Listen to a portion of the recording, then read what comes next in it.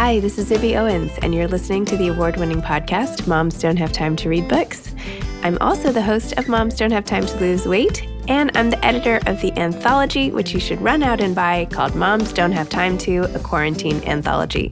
All proceeds of that book go to COVID-19 vaccine research. And I'm the editor-in-chief of Moms Don't Have Time to Write, a new publication on Medium, and we're accepting submissions, so please send your personal essays there. And if all that isn't enough, you can follow me on Instagram at Zibby Owens, and my website is zibbyowens.com. Okay, now back to this amazing podcast. Renée Rosen is the author of The Social Graces. She's the best-selling author of Park Avenue Summer, Windy City Blues, White Collar Girl, What the Lady Wants, and Dollface. She's also the author of Every Crooked Pot, a YA novel published in 2007. Renée lives in Chicago. Welcome, Renée. Thanks so much for coming on Moms Don't Have Time to Read Books to discuss The Social Graces. Thanks for having me here. Oh, it's my pleasure. So will you tell listeners what your book is about? And then I want to hear what inspired you to write it. Okay, sort of the elevator pitch. The Social Graces is based on the true story of two very powerful women, Alva Vanderbilt and Caroline Astor, who were vying for control of New York society during the Gilded Age.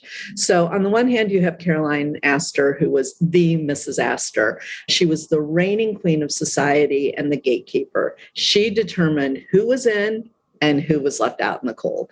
And they went so far as to actually draw up a list of the 400. And there were literally 400 names that they deemed were allowed into fashionable society. And ironically, Alva Vanderbilt was not on that list. So, why didn't Mrs. Astor want Alva Vanderbilt in society? And it was really because society was divided into two very distinctive camps. So on the one hand, you had the Knickerbockers, or the old money. And on the other side, you had the industrialists, or the nouveau riche, the new money.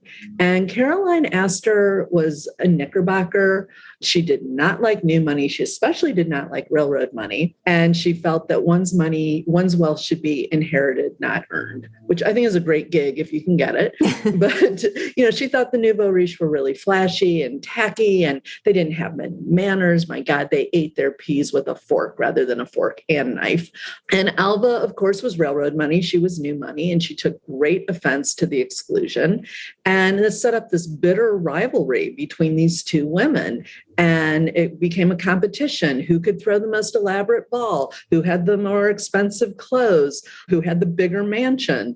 And a bookseller friend of mine said, "Oh my God, this is like the Real Housewives of New York City, but in Worth counts." And I thought that was kind of a good description. And really, it's about ladies behaving badly. But as you point out in the book, Mrs. Astor's money from that also was nouveau at some point, right? Like that was at also from an industrial fortune as well. Yeah. So which she conveniently didn't she discuss, does not like to admit that. Yeah. I didn't research. Was Emily really the daughter's name? And did any of that ever happen, or was that totally your imagination? No. So I took some liberties because at the end of the day, I'm trying to tell a story. But by that happen, I mean, there's a scene at the very beginning of the book where Emily, the daughter, Caroline's daughter, slips and falls, and Alva is there to rescue her. Okay, now that actually came about as of a research trip. I went to Newport, Rhode Island, which was the summer fun spot for the rich. And they had these cottages, these 50 and 75 room cottages. And they're all along the Atlantic. And there's this famous walkway called Cliff Walk. And John and I, wanted to walk. I wanted to see the back of the cottages and everything. And I'm so enamored of the homes. I'm not paying any attention to the signs like warning, pathway, about to end, advance at your own peril, 50-foot cliffs. And I'm not wearing sensible shoes, and we come to this impasse, and it's literally just rugged rock and, very rugged terrain. And John practically carried me over that. And he said, "I think we need to turn around and go back." And I said, "Oh no, I will never make it back over that. I will die." And so I thought that was the worst of it. That was a cakewalk compared to what lay ahead. And it was like 3 hours. Oh no. And I thought, if I survive this, I am using this. So that's actually where that scene came from. Oh my gosh. But in terms of the other daughters, Caroline had 4 daughters, and they each gave her a run for her money. So the various scandals of the daughters were definitely factually based. The stagecoach driver, the whole thing.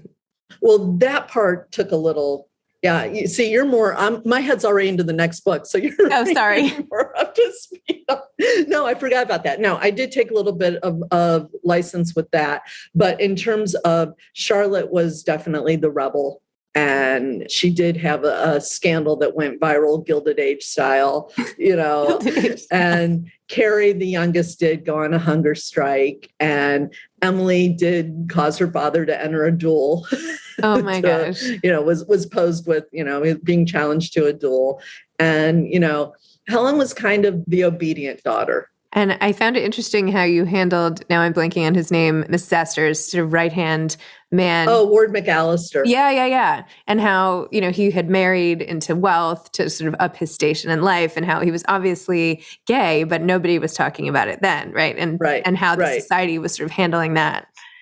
Yeah. Yeah. And he was Mrs. Astor's escort. So Mrs. Astor's husband was either on his yacht, drunk, or canoodling with harlots, or all of the above.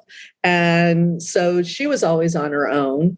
And, Ward's wife was also very sickly and couldn't go. So Ward was sort of her escort, but nobody ever suspected that there was anything, going on between the two of them. So, and also the suitor who comes back from England and wears a monocle and pretends he has a British accent. Yeah. And, like a total poser and Van Allen. But, of course, they all spoke with that mid-Atlantic accent that, is not English and it's not American, its own, and yet they criticized him for talking with a fake British accent. So, well, I just sort of love this theme of not belonging, right? Alva, you talk a lot about how she just is trying to fit in, trying to find her place, find her people, feel accepted. And because of her background and her, how she had grown up and always being excluded in school and now being excluded from society and, being disinvited to parties, and that feels like the end of the world, right? What does it mean to really be accepted? And where does society's power really come from? Can it rest with one person? I mean, I know it did, in this fictitious, based on reality world, but, who is the arbiter of society now? What is it, Us Weekly? Who does that now? Yeah, I the Kardashians, I don't know, but it's, the thing that I found so fascinating was that Ward McAllister and Caroline Astor really engineered this thing called society. Mm-hmm. And they did that because, you're talking the 1870s, women had very few rights. They didn't work outside the home. They couldn't own property. They didn't even have their own money. The one thing that they had was social currency. Mm-hmm. So they created this world with its own hierarchy. And that was the only arena where a woman could exercise any sort of influence. She got to plan the menu, the guest list, it was the reason they got up in the morning. Somebody had to plan those 9-course dinner parties, It gave them purpose. I wouldn't have thought that she was so involved as, I know here she's add these courses and do this and do that. And, I don't know. I just would have thought somebody was planning it for her as opposed to Mrs. Astor being in the weeds, Yeah. Well, she ran society like a CEO of a big major corporation. Even if the balls that went on till 4 a.m, she was at her desk at 8:30 in the morning, handling her correspondence, and, she did have an assistant. She had a social secretary. Yeah. But that was just somebody to deal with the florists and, but yeah, they took it really seriously. And it's so easy to discount it as being so superficial and so frivolous. But when you look at the fact that they had no other outlet, it sort of makes they were kind of, it's kind of a brilliant move. I mean, to be honest, if you reframed it, it's really self-government, right? That's sort of what they're doing. Yeah, that's very true. I didn't think about it like that, but yeah. And if men were, if it had been in the male society, that's what they were kind of doing as well, right? They had to step, the Declaration of Independence and who are all the states. These are another kind of citizens, if you will, of a state that she's creating. And, they modeled it after Europe, right. because, and being a Knickerbocker meant that was the closest thing we had to American royalty. Mm-hmm. So, it was really, it was just such a fascinating time to, I was just amazed by these people, and I could not have dreamed up these characters. Fact is definitely stranger than fiction. It's like, it reminds me of Little Women, right? The four sisters and, just the antics and what happens and family and relationships and love interests and, I don't know. Yeah. So is this going to be a movie? It has to be a movie. Oh God, from your mouth to yes. Hello. I would love that.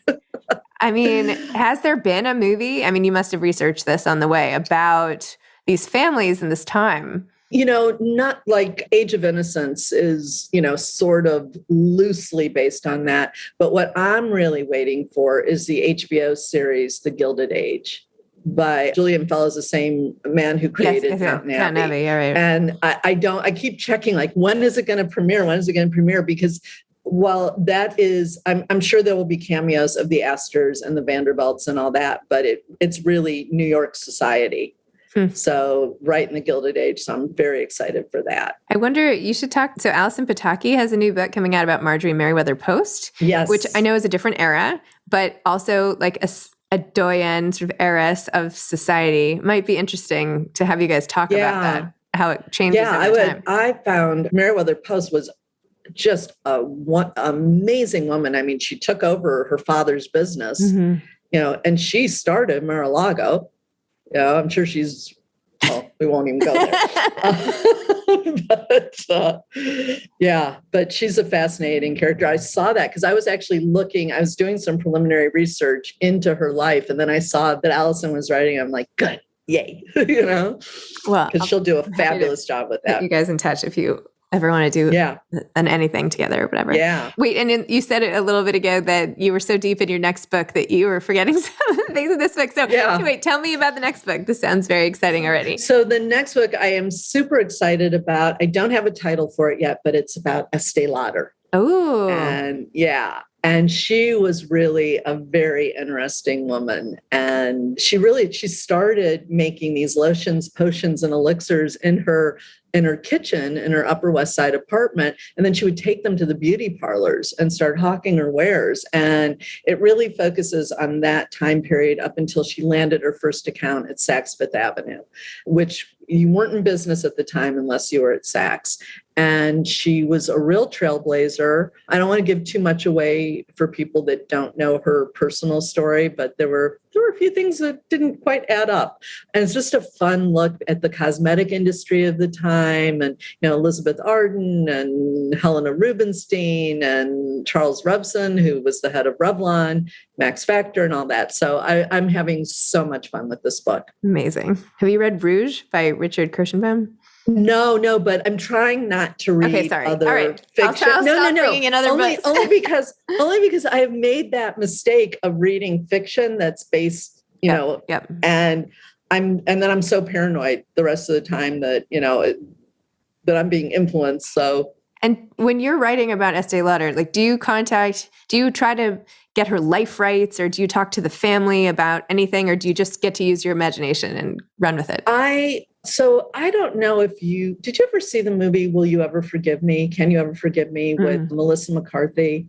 It was based on Lee Israel, who was this New York Times bestselling biographer. And she was forging all these letters later by Dorothy Parker and all these other luminaries and all that, and got busted. But before she did that, she did an unauthorized biography on Estee Lauder.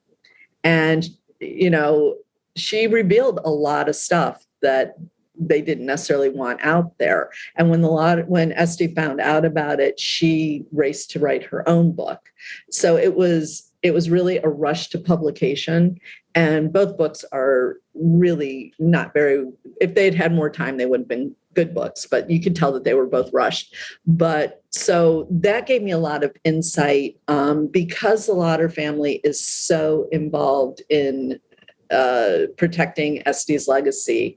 I decided to not talk to them just yet. Okay. And I also, like I did in Park Avenue Summer, I've introduced a fictional character who is an assistant buyer at Saks Fifth Avenue, cosmetic buyer. So it's sort of, because I don't want to tell someone's story. When you do biographical historical fiction, I don't want to just tell a story that's already out there in nonfiction form and fictionalize it. I want to bring something new to it. And interweaving a fictional character allows me to do that. How did you get started as a writer? Like, give me the quick version story of your life to make you into a writer.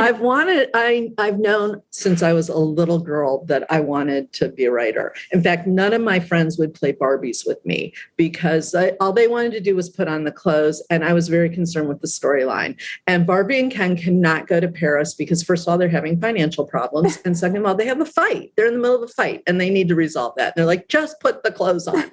And I was always telling stories. And, like my first book took me 17 years to write. My second book took me 10 years to write. My mother said, if you want to make a living at this, let's pick up the pace. So it took me a long time. I got like 300 rejections before I found an agent. And then I got a book published. And then there was like another 7-year dry spell before I got another agent, another book deal. So, very up, down, up, down. So, it's just amazing how often I hear that. Like, it's just so hard to believe. And then as soon as you somehow like break in and there are all these books, right? Now you're just cranking them out, right? Once I found a home and I feel so fortunate that I've got a great team and I've found a home that I get to do this, and I have friends who are either querying for agents or trying to get their first books out there. And it's like, it just takes one. You just gotta have that bounce back, and rejection, 5 more queries go out, and just keep at it. I wonder if there needs to be this like almost like a clearinghouse, right? Because a lot of really good stuff gets rejected, but then a lot of stuff should be rejected, right? Some of it's not quite ready. Yeah. But as an author, you don't know where you fall on that spectrum. Yeah. And timing accounts for so much of this.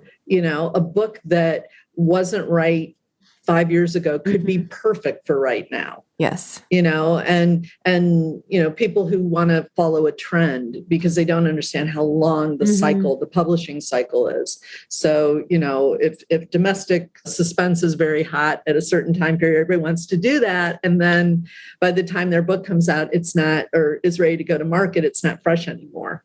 So it's a tough business, but it's a wonderful business. Yes. Yes. What do you like to read, by the way? Oh, gosh. I read a lot of historical fiction. And I'm not sure what draws the line between literary and non-literary, but I do love beautifully crafted sentences. And, I will just savor that. And and I discovered audiobooks during the pandemic. I couldn't read in the beginning. Like many people, there was, few distractions going on. And so I started listening to audiobooks and working jigsaw puzzles. And that got me through the pandemic. And now I'm sort of hooked on audiobooks, which is great because I'm able to get more reading in. I don't know if that counts as reading. It counts. It counts. Really, it counts. Okay. I did a Facebook Live recently with the founder of Audiophile magazine. So I had this whole talk with her, Robin, about the audio and how it's changing over time and like where it's going. And it's like, there's such a boom, right? People love to listen and they didn't even know it, right? With podcasts and audio. I mean, here we are talking, people are listening. So yeah. And it's great. You go and work out and get lost in a book and you're not thinking about, oh my God, 3 more minutes of this, of this grueling workout, It's so, I don't know. It's kind of, I've always got my pods in and I've always got a book queued up. So what's today? Just out of curiosity. Today, what am I reading? I just started the new Sally Rooney book. Oh, okay. Did it come out today? I think it must have just come out. Yeah. Yeah. And so that's just a treat, Awesome. Yeah. Excellent. Amazing. So what advice would you have for aspiring authors? You got the usual, you got to read and write and read and write and read and write. But I think the secret sauce really is you have to believe it's going to happen for you. I think when you absolutely commit to it and believe it's going to happen, I just think doors start to open. You'll start to meet people. Like I didn't know another writer when, I decided I was going to write books. I hadn't met anybody else that was doing this. I don't even know where it came from that I was going to do this. But at some point, you just have to believe. If it happened for one other person, why can't it happen for you? And the power of belief is just really it's a real thing. And it keeps you going when the disappointments come and you brush yourself off. And as long as you just make that commitment to yourself and know in your heart of hearts that it is going to happen, and you just keep going. I love that. I did this weight loss program on Noom, and they have all these positive psychology and behavior modification techniques. But one of the things they say right in the beginning is the biggest determinant of whether or not you will lose weight on this app is if you believe you will. That is 85% of the success comes from the belief. I believed it and then it didn't work. But anyway, it's not, I did lose some weight, but then I gained it all right back. So I don't know. They didn't talk about that. I did believe, and while I was believing, it worked. So I think it applies to most things in life, and that conviction. Absolutely. Amazing. Well, Renée, thank you so much. Thanks for talking about the social graces. I really want to see this as a movie or a limited or something, because I'm so fascinated and I really wanted to hear more about all of the characters and, tracking Caroline and Emily and all of them. I don't know. I left wanting more. So I'll just say it that way. Oh, that's wonderful to hear. Thank you. And thanks so much for having me on the podcast. I really appreciate it. All right. Well, I hope to see you in person sometime. Yes, that would be great. Thank you. Thank you. Bye-bye. Thanks for listening to this episode of Moms Don't Have Time to Read Books. Don't forget to follow me on Instagram at Zibby Owens and at Moms Don't Have Time to Read Books. Also sign up for my newsletter at zibbyowens.com and sign up for my virtual book club and meet lots of authors on Zoom every other week. Thanks so much to Steve and Ryan at Texture Sound for the sound editing. And thank you to Morning Moon Productions for providing this fantastic intro and outro music.